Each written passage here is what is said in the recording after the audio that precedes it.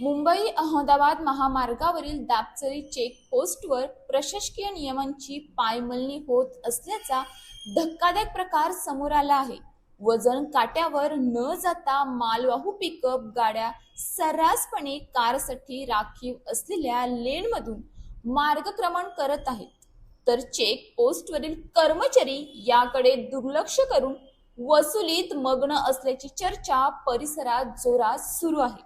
नियमांना हरताळ, वजन काट्याला बगळ।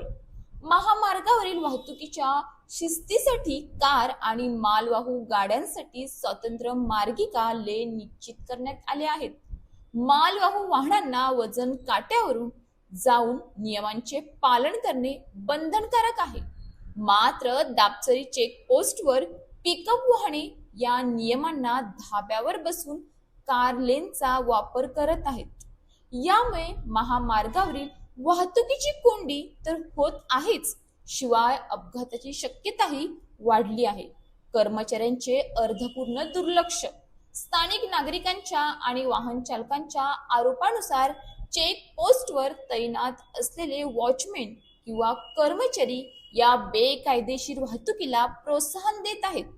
वजन काट्यावर न जाणाऱ्या प्रत्येक पिकअप चालकाकडून 50 ते 100 रुपये लाच घेऊन त्यांना नियमबाह्य रस्ते वापरून दिले जात असल्याचा आरोप नागरिकांनी केला आहे। या प्रकारामुळे महामार्ग प्रशासनाच्या पारदर्शकतेवर मोठे प्रश्नचिन्ह निर्माण झाले आहे। नागरिकांची कारवाईची मागणी। या प्रकाराबाबत परिसरातील नागरिकांमध्ये तीव्र संताप व्यक्त केला जात आहे। जर नियमांचे पालन होणार नसेल तर या चेक पोस्टचा उपयोग काय, असा सवाल ग्रामस्थ उपस्थित करत आहेत।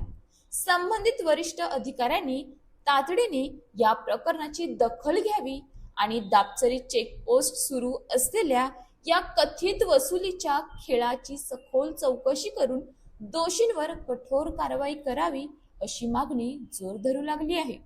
हे प्रकरण त्वरित थांबवले नाही तर तीव्र आंदोलनाचा इशाराही स्थानिक नागरिकांनी दिला आहे।